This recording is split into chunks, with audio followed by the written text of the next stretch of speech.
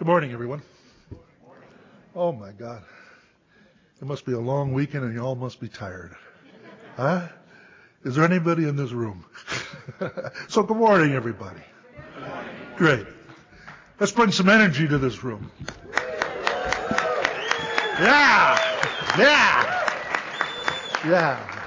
I don't know how many of you went to the meditation meeting this morning, but I missed it. Did anybody go? Great. Excellent. So I want to continue on with the theme, a theme of practical sobriety, or spirituality, rather.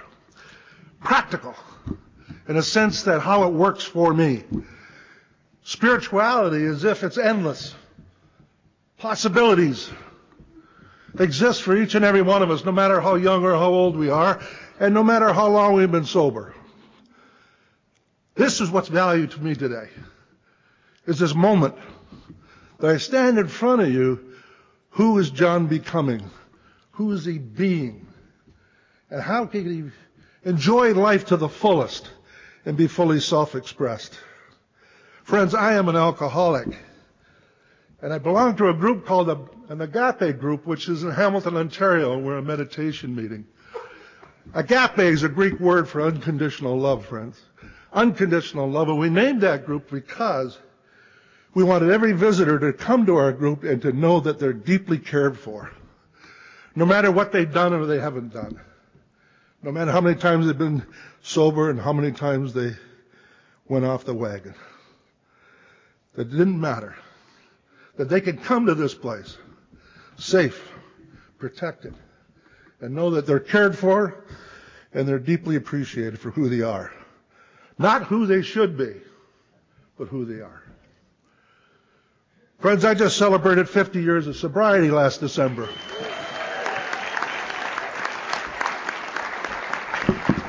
And I have a passion to be fully complete. Even at my age, I came in when I was 5. You see? Even at my age of 75 years old, I have a passion for living. Because this wasn't a design for the alcoholic. The way I live my life today is not designed the way an addict lives. It's been a gift. And I'd like to stand here in front of you and explain to you how I did it. But the truth be known, I had help. I had spiritual help, and I had the help of a community, a supporting community like this one. At the age of 23, I entered this program confused, upset, fully afraid, and as the great Dr. Silkworth would say, restless, irritable, and discontent. I come in here defending my beliefs, sensitive, and if anybody told me what to do, I'd run. And yet my life was a mess. Irrational. Can't figure it out. I had to learn to be teachable in this program. I had to learn to let go and surrender. Those are not easy things for an alcoholic to do. Matter of fact, we make it difficult on ourselves. We want to embrace what we know, no matter how unhealthy and uncomfortable those things are. And we're reluctant to release those things at a risk of living a better life.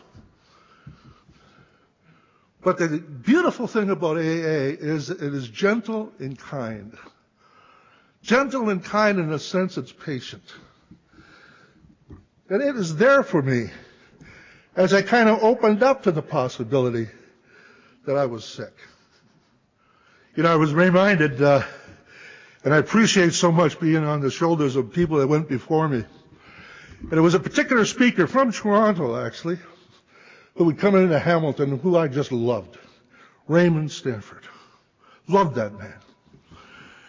And he went on to tell the group he was speaking a funny story. He used to say, you know, my wife used to tell me to pick up my clothes. And it really irritated me, you see. And he went on to say, you know, that voice started grating on me. Pick up your clothes, pick up your clothes. And he'd start thinking, you know, why doesn't he say something else? And he said it finally dawned on him one day that if he picked up his clothes, His wife never mentioned that again. And he asked his wife, why am I only one in this family that has to change? And she responded, because you're sicker than others. See, that's me defending the idea of not picking up my clothes, annoyed at the fact the way my life was living or working, but not doing anything about it. So what happens to an addict coming into this room is nothing less than miraculous. We come in here with a bubble, a perception, an occurring. And we're comfortable with that occurring in some sense. And we think that's reality, but it isn't. It's a perspective. It's an occurring. And for me, that occurring was damaging. It was harmful. Not only to me, but to other people. I had to learn a new way of living. You see, like any alcoholic, any addict, self-centered in an extreme, it's not easy to break through that. For the most part, I didn't even know I was self-centered. I had reasons the way I acted. Had excuses. I had the ability to blame others. And that kept this self-centeredness intact. You see, what I come to learn through that magical language of Dr. Silkworth, restless, irritable, and discontent, was all about control. When I didn't get my way, I was restless, irritable, and discontented. If you didn't behave the way in which I thought you should behave, I was restless, irritable, and discontented. And if my boss treated me in any other way than the way I thought I deserved, I was restless, irritable, and discontented. So this 3 words that we read so often in the doctor's opinion speaks to us about self-centeredness.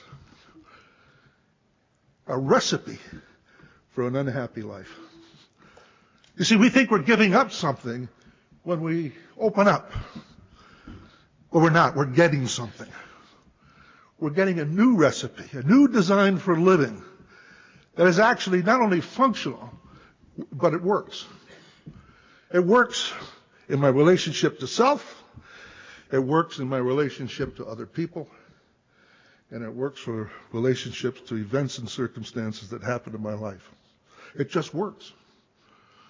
When I am willing to start to listen rather than talk, to understand rather than judge, to be interested in my fellows, a new life opens up. Brand new life. You see, when I come to the program, I was what was called learned helplessness. In other words, I tried quitting many times, quitting drinking many times. I was always unsuccessful. So I learned that I couldn't be trustworthy around alcohol. And I've fought that. Like only an alcoholic understands. I tried to control it.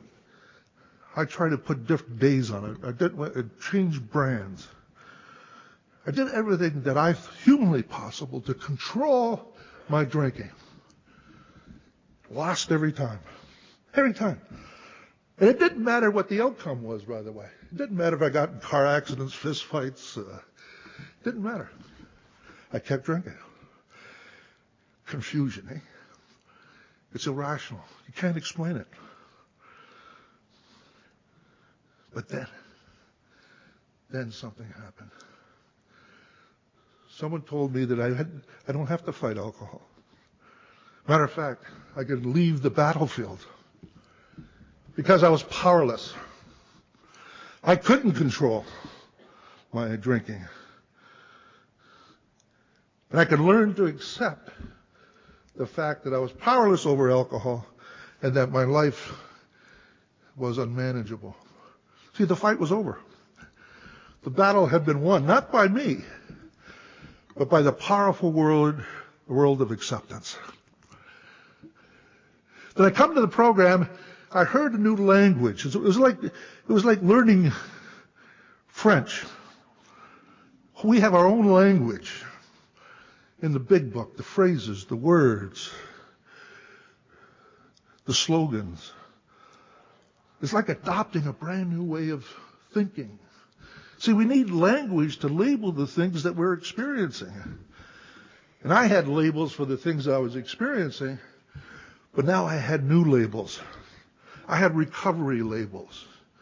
I had possibility labels. I had little notes that I could think about as I was going through maybe some temptation around drinking. A brand new language. Then it taught me this, that on my own, I couldn't conquer this disease. I needed something far greater than myself, other than myself. Now, for an egocentric person, that's hard to believe, that there was something more powerful than I. You see, I'm living in this occurring. I'm not living in reality. I thought I could rule the world, you see, but I couldn't. The results were disastrous. So it introduced me to this idea that I come to believe in something. I want to stop here for a moment because oftentimes I've been confused over 50 years about that word belief. So when I come to the program, I decided intellectually I had to know the truth. And I started running and chasing this idea of God. Because I wanted to know the facts. You see? And that would lead me to the truth. Well, it doesn't tell me about leading me to the truth. So how easy it is to get sidetracked. It's asking me to believe something. And all of us believe in things that aren't true.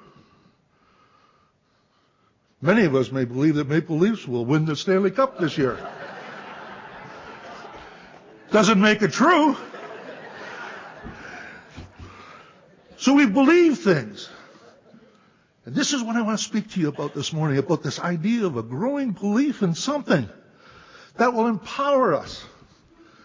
For us not to debate whether it's real or it's not real, or if it's true or if it's not true, and point to the facts where we can begin to understand the spiritual life. Because at that point, what we've done, we've lost the spiritual life. What we gained is the ego life, the life in the head, which for me, I don't know about you, is not a safe place to enter. Believing in something other than myself became a cornerstone of what was possible for me. I'll give you a simple example. I was 23 when I came in, and I was deathly afraid of speaking in public. I certainly wouldn't read anything that these two beautiful people read this morning. I wouldn't do it because I was so full of shame. Couldn't read. I didn't want to be ridiculed or be embarrassed. It made me uncomfortable to be in front of a room. Now, I know you might not think that's true, and that's one of the benefits of this program, which I'll tell you a little bit about later. You see, that fear, that shame drove me out of the rooms because I didn't want to do what I was supposed to do, what people had told me to do. See, in Alcoholics Anonymous, this is great. I had the occasion to be at a meeting one night a few weeks ago. Young man came in and he says, "I'm trying to figure this all out. I just got to figure this out." I said to him, "Why?" He said, "Well, I got to figure all this out." I said, "You don't have to figure anything out. What you need to do is to follow the people who were successful. There's nothing to figure out. The plan is there. The evidence is here. So all you need to do is follow." And a word that no one likes in this society today, in this culture, obey. Oh, what about my individual rights, my voice, my truth? Well, it got me in a lot of trouble. I don't know about you. So I had to learn to follow, obey. From the beautiful people that went before me, that demonstrated that it was possible for me not to drink a day at a time. So I started expanding my beliefs. My beliefs included something greater than myself, which I refuse to define, by the way. Because what the brain wants to do, it wants to understand. And the only way the mind will understand something if it pares something down to its own level. Does that make sense? And we continued to look after it, thinking of, is God real? Is he unreal? Is it true? Is it untrue? I don't like religion. And we're in this internal debate. What we're missing is an advocate to move us forward. And that's what I want to present to you today.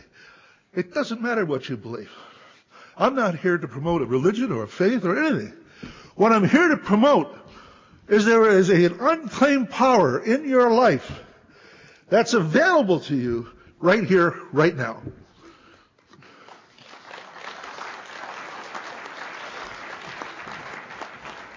Quick demonstration. You're not going to get away. You think I'm going to do all the work here? You're crazy. Quick demonstration. I want you to go internal for a moment, just a moment, and start reflecting on the presence of God. Presence of what the Greeks might call logos, if you're not a believer in a God.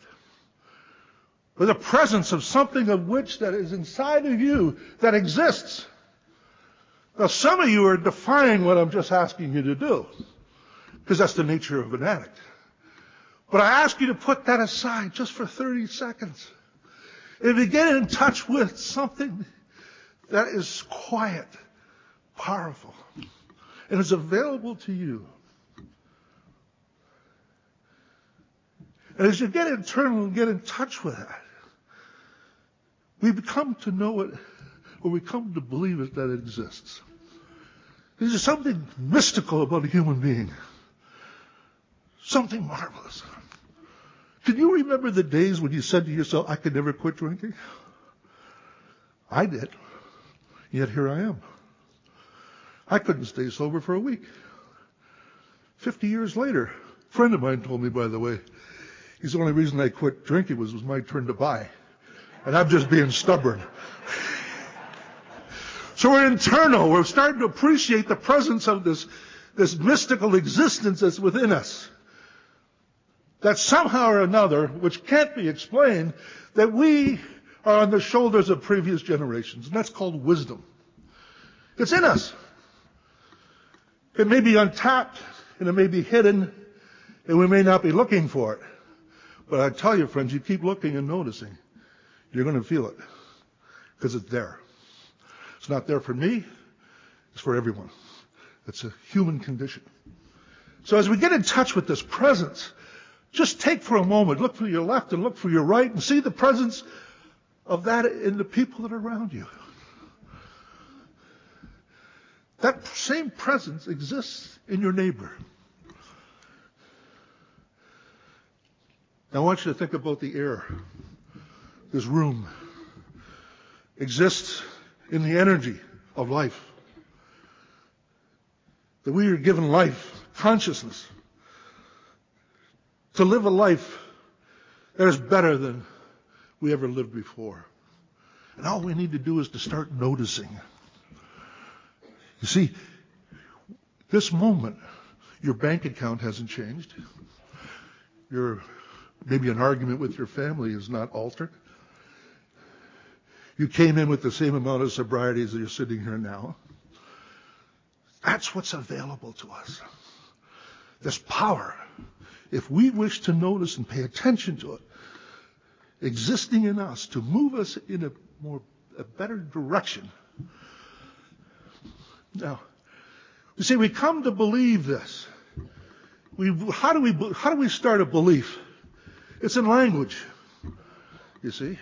See, it's our language that gives us belief or prevents us from having belief. Oh, I don't believe that. I don't believe that for a moment. Okay. That's your position. So you're not likely to grow in the belief when you keep saying, I don't believe in that. Rather than asking, how do you get to believe that? So you're open-minded, you're growth-minded. You're looking to expand yourself. How do I believe? So I can use this power to move ahead. No, I don't want to do that. I want to be miserable. I want to be rigid. I want to be righteous. And after all, I've got sober, and everybody should bow at the knees. Or do you want to connect? This power will allow you to unite with other people. Will unite with self, and unite yourself with events and circumstances in your life. That's what this power does. See, I haven't mentioned the church. I haven't mentioned if it was Christian or Buddhist or any other religion. It doesn't matter. It doesn't matter what you believe. It only matters that we have a belief. A belief that works for us, not against us.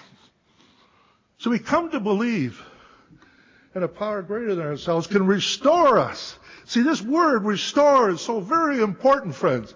Why? Because it gives us an indication of our original blessing. You see, we go back to something. We don't try to create another human being, which is our ego says, well, I should be doing this, I should be doing that. No. We get restored to a wholeness in which we were brought into this world. So there's a lot about unlearning than there is learning. Restored to sanity. You know, we look at that word and we say, well, I'm not insane. Well, maybe you're not, but I could give you a litany of examples and experiences that I had. You're going to say, that guy's nuts. Oh, yeah. But we get restored. We go back to something. See, many of us think our lives started with addiction. We forget we were somebody before. We get restored. See, there's so much hope in that.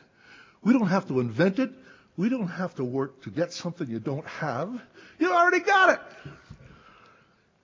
Which is called the original blessing. So we get restored to this through the belief of something that exists beyond ourselves, which is more powerful than we can ever imagine.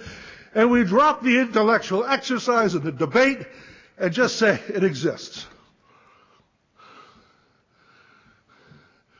This is the progress of Alcoholics Anonymous as we move towards this faith, this idea of believing. And we make a decision. And I love words, friends. I love words. Because words dictate my thoughts and my actions. We often hear actions are more powerful than words, and that's true. But taken out of context, that's not the whole story. First there's words, then there's action. So I make a decision. What is a decision? Well, for us today in this society, you may decide to go to a restaurant and 2 hours later you say, I don't feel like I'm going. I decided to go, but I changed my mind. That's not a decision. It isn't. A decision comes from a family of words. C-I-D-E, side. Side family of words.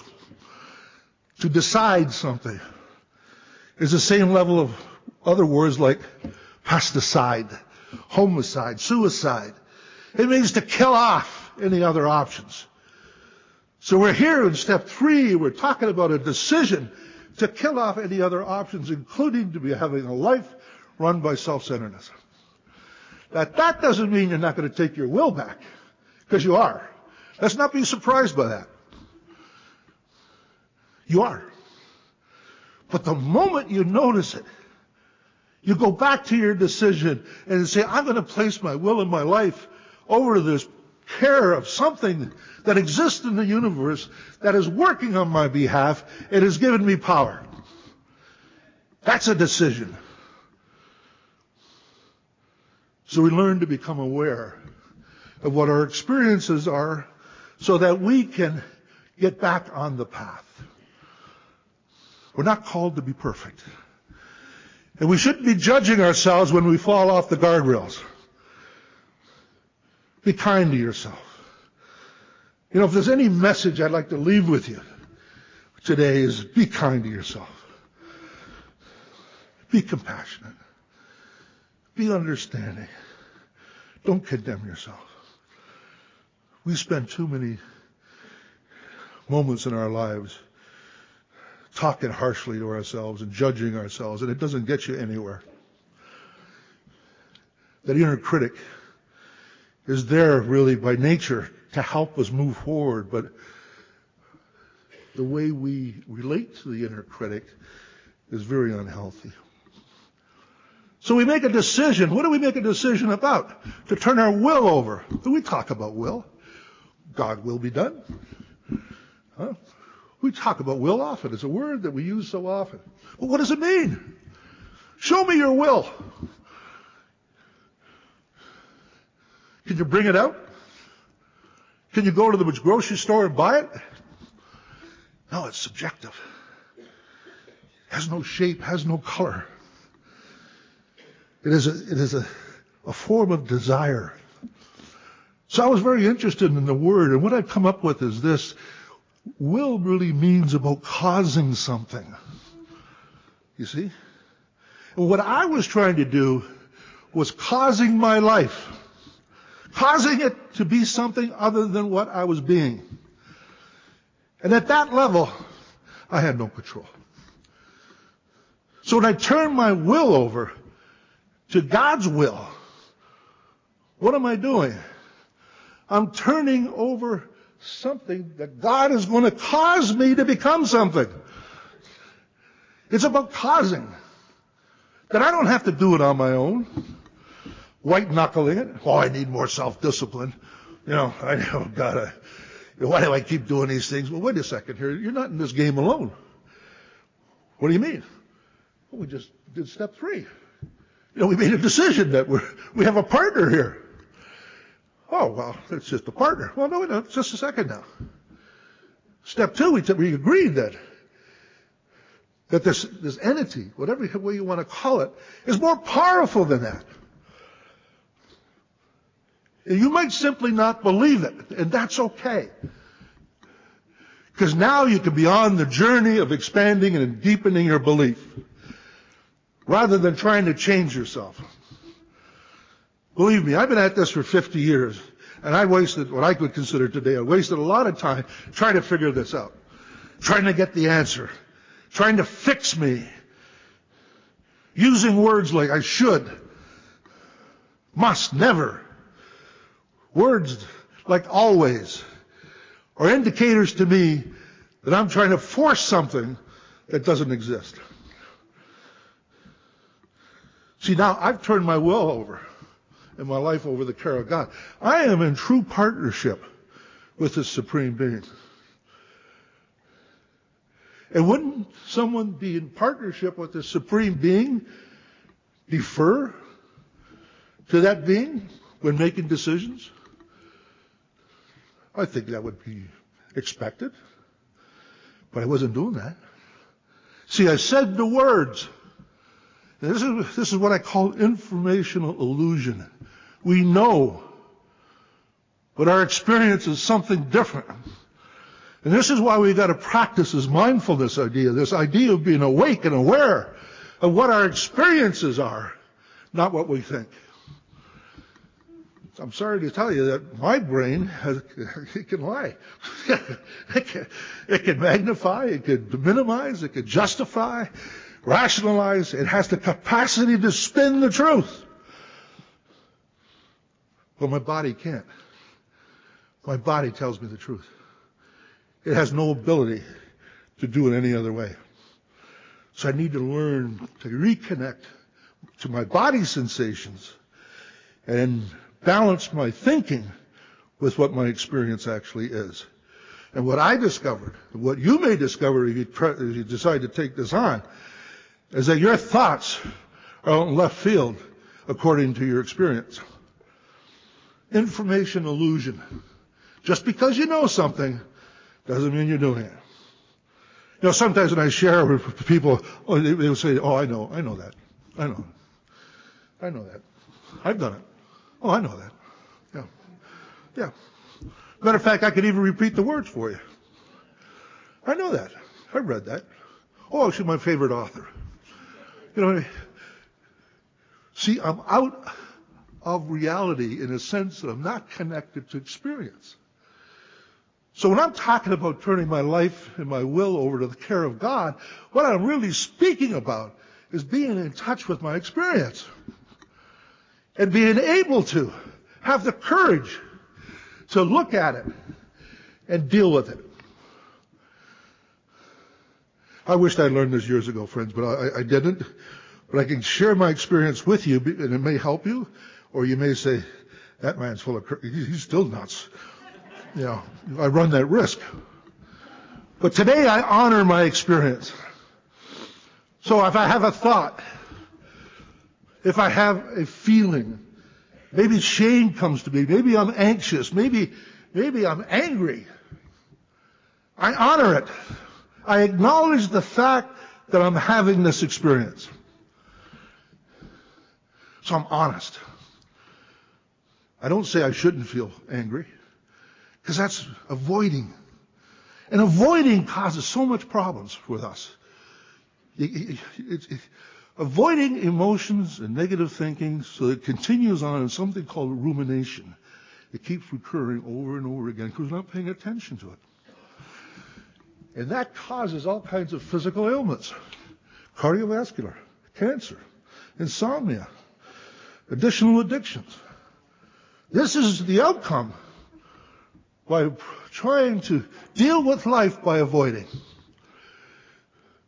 But because we have a partner that is more powerful than we can imagine, and that we've actually turned our life over to the care of God, we now can move forward because He's causing us. Give it a metaphor. Wind. Everybody understands the wind. Do you know where it comes from? Do you know where it's going? Can you stop it? See, this causing is like the wind at our backs. Unless we defy this power, and we do a 180 and we go against it. You know what life is like when you're walking against the wind? Can you imagine how hard it is? It's just hard. Well, that's us with life as a metaphor. We can either walk with the wind behind us, taking advantage of its power so that we keep moving forward, or we can walk into the wind saying, I can handle this, I can fix this. This is what my life should look like. Oh, that Mercedes, I want that Mercedes. You see, I had one. See, everything I'm saying to you is born out of experience. Born out of pain, by the way, not genius. So what kind of life do you want? Like if I ask you this question, what do you want? And I want you to go deep on the question. I don't want you to say, oh, I want more money, or I want a better car, I want a vacation, I want a new wife or a new husband. Not that kind of want. What is the deepest desire? What kind of life were you hoping to get in touch with? So when you start thinking like this, what we're uncovering is something I call this sacred identity. There's an identity in every human being. The identity is sacred. The purpose and the reason why we were born. Every one of us are talented, have strengths. That's why we look different. There isn't two faces, well, twins, I guess you could say. Two fingerprints, put it that way, are the same. Every one of us are individuals. We're not lemmings gathering together in a sense that we're trying to be all the same. Because what we're doing, we're throwing away our sacred identity to be the individual that we were created to be. And we're distracted by trying to fix things that we have no control over. And we look at our weaknesses, for instance, as an example. We become overly invested in them as if they define who I am. And they don't. I'm going to let you on a little secret. Don't tell anybody. Every one of us have faults. Not just this generation. All generations. Every human being that has walked the face of the earth has weaknesses, or had weaknesses. So what makes you think your weaknesses are so special and so different? We need to learn to accept them. And this is what steps 6 and 7 are pointing to. I wish I read this step. 2 of the shortest steps, very simple, very direct. But I got caught up. The ego gets caught up as, I'm going to fix this. I'm going to be better at this. And start on a road of fixing rather than on the road of compassion. You see, one of the things that we desire is freedom. We desire that. What gives us freedom is not being different than who we are. What gives us freedom is the acceptance of who we are. To accept yourself, with the foibles included. Not to pay any more attention to them than are your strengths. Which I just love to tell you this story. I'm a mental health coach. 75 years old, I decided I should open up a coaching business. So I wrote a book this year. Haven't finished it yet. It's in the editorial stage. It's been stuck there for a few months. But I wrote a book. Got certification to be a mental health coach. Started a community called Freedom Hour. I became a practitioner in positive psychology. Now that's in less than a year. See, that's what happens when you get unleashed with the zest and enthusiasm for living. You're not contained. You're not wasting your energy. You're out seeing what you can do in life, to get in touch with your potential, to actually act out without fear of embarrassment, to be in touch with your sacred identity so you can be somebody that is fully self-expressed. You see, we're addicts. I agree. But we're not little birds with bruised wings. We have a disease. But we don't have to be stopped or slowed down by that disease.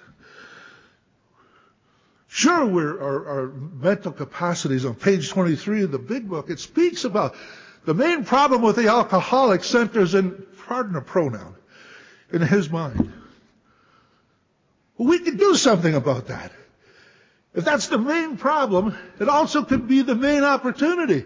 We can start training our brain. We can start looking at our thoughts as an observer.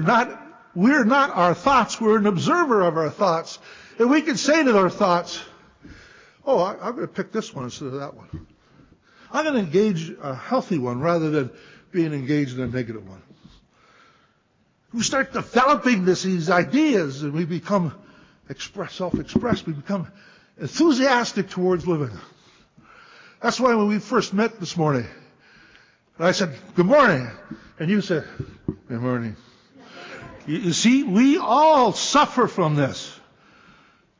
We need to have an intention to expand, to grow, to be excited about our life. Because if we don't, one day we're going to say, geez, I regret living the life I had. And I don't think any of us want to do that. Getting in touch with your sacred identity, having the power at your back, causing you to become and expanding to be something. Having the courage to say, I'm having this experience, and it shouldn't be any other way. This is the experience I'm having. And learning how to deal and process it. See, many of us, including me, I lived my life in my head. Why? Because the emotions were too painful. And I will do anything to avoid pain. So I cut my body off. Stop the feelings. And when you do that, what happens is this, you lose joy. You lose happiness. You lose love. You just can't cut off some of the emotions. You cut them all off. And you become disabled as a human being. Friends, emotions are part of our nature. What we need to learn to do is not to change them, but to accept them and change our relationship to them. This is a big thing. Emotions aren't the problem. My relationship to my emotions are the problem. Give you an example. I got angry at this person. Ooh, I was angry. And I was looking for revenge. And I started to feel that. You see, my response of my relationship to the anger was revenge. Now, it could have been forgiveness. But I didn't use forgiveness. Why? Because I'm used to being revengeful. I'm used to being right. I'm used to responding when somebody appears to be hurting me. I hurt back. See, I didn't know then, but I do know now. I have a choice in the matter. And the choice isn't about changing that experience. It's about changing the relationship I have to that experience. Today, I don't get angry. You can always tell me when somebody's saying something confrontational to me, I always ask them this: tell me more. That's my response. I practiced and rehearsed for a long period of time. Tell me more about that. I'm interested in hearing more. And they're kind of, because they're expecting some sort of retort. I don't give it to them. I want them to empty it out. I want to be able to begin to understand their experience of what we're talking about. I want to be able to express my compassion, because that's part of my sacred identity. And it's not that I studied this. I didn't have to study it. It was just available. See, I was restored. I was restored to my original blessing, to my sacred identity, to get in touch with the virtues and the values in which I came into this world with. I now can express them through the practice and the skill sets and the 12 steps and other resources I use to become a more healthier and responsible individual. See, that's the spiritual world. That's what's available. You know, there's a Greek phrase called terra kara. Now, if anybody knows the prodigal son's story, it's said that the younger son went off to a distant land. That was terra kara. So I use terra kara not in the negative sense. I use it in a positive sense. When I meditate, which I do every day, I step into the threshold of terra kara, a boundless territory, that I'm available. You see, I don't have the vanity anymore of obviously why, but the vanity of meditation. Oh, this is so nice and peaceful. Oh, I get a good feeling when I meditate. My blood pressure goes. Those things are wonderful. I don't discount them, but I don't go into meditation for them anymore. I go into the meditation so I become available to this power.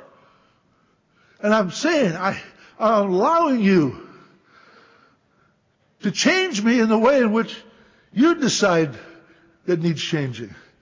See, my agenda is gone.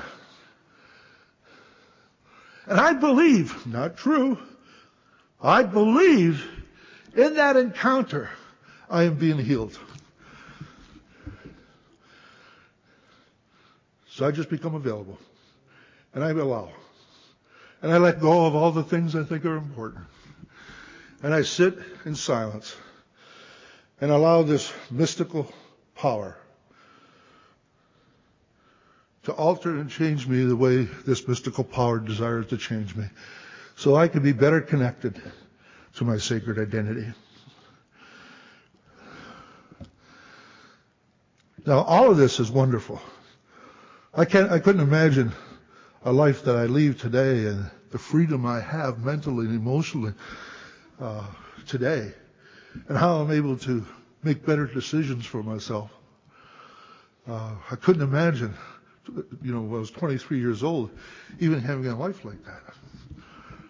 To be able to accept things that I'm no longer upset about and frustrated.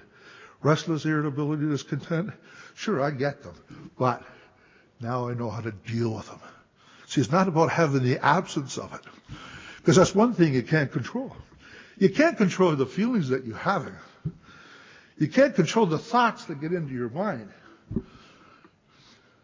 So sometimes you hear someone new in the program will say, geez, I thought about drinking last night.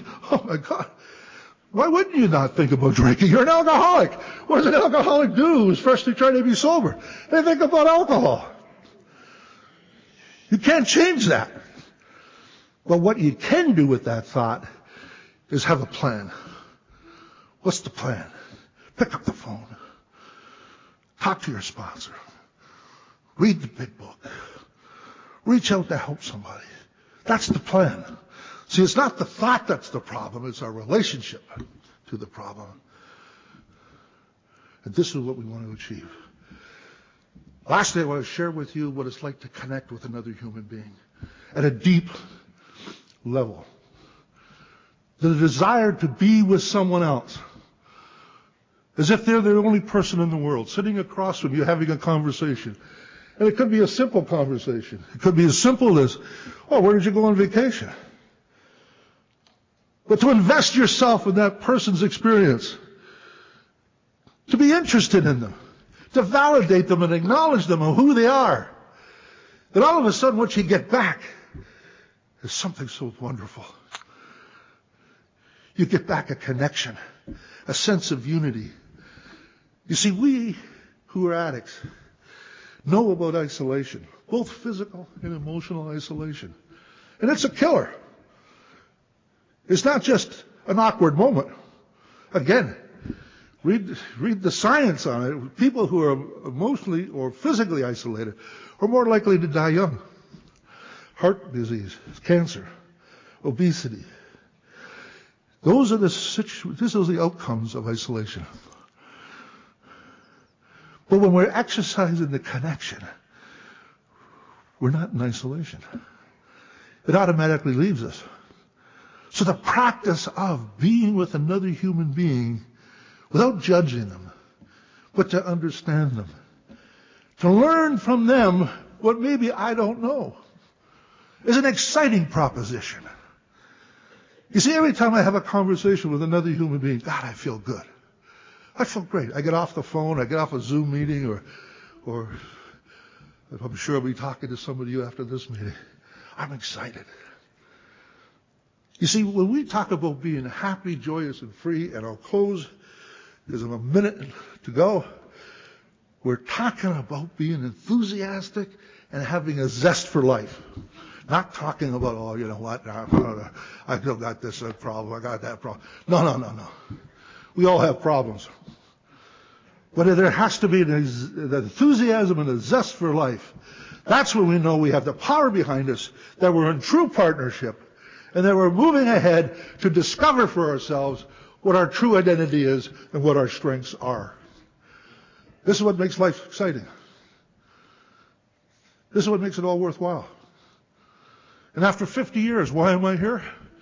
To be honest with you, I'm not afraid of drinking. I'm here to keep connecting spiritually to other people that have a common language that I have, that I maybe be able to help someone. See, all of this starts working, becomes concrete in our lives when we reach out and touch another human being. Before that, they're just ideas and concepts. But when you reach out and touch that person with that intention, all of this becomes very, very real.